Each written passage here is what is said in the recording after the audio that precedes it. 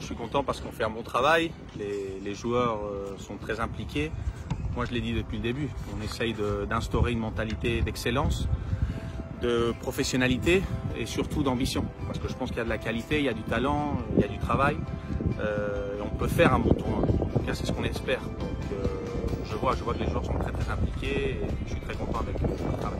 Vous tenez votre premier match de préparation face à Saint-Kitts-Saint-Vite, c'est confirmé? Oui, pour demain à 16 h, on va jouer un match contre eux, c'est à huis clos, c'est un match plutôt de préparation, d'introduction, c'est le premier match. On n'a pas tous nos effectifs, mais on a déjà 16 joueurs, donc c'est suffisant pour commencer à voir la réalité dans un match, non? Parce que l'entraînement c'est quelque chose, mais il faut les voir aussi dans un match. On a le match annulé face à l'Inter de Miami. Ouais, malheureusement ce match a été annulé. C'était un match qu'on avait vraiment envie de jouer parce que c'est un grand club, un bon terrain, c'était quelque chose de très important pour nous. Mais bon, ils ont décidé d'annuler leur match, ils ont leur raison. On accepte ça, on s'adapte et puis voilà, il faut continuer à travailler. À défaut de Inter de Miami, on a Miami United. Oui, bien sûr. On s'est adapté, on a cherché d'autres adversaires. Il y a une équipe qui a accepté de jouer contre nous, donc on est prêt. On va voir tous les joueurs là, ce jour-là, donc ça c'est positif. Et on fera un bon match, ça c'est clair. On va travailler pour faire un bon match. Miami United le 16. Le 16 juin à 18 h. C'est ça. Et la situation globale de la préparation, coach, comment ça se présente? Ça se passe bien. Là, on commence à recevoir chaque jour un ou deux joueurs en plus. Donc le groupe est plus grand, donc on peut faire des travaux de meilleure qualité, plus réel à la réalité, parce qu'on aura 26 joueurs, donc on est plus proche de cette chiffre.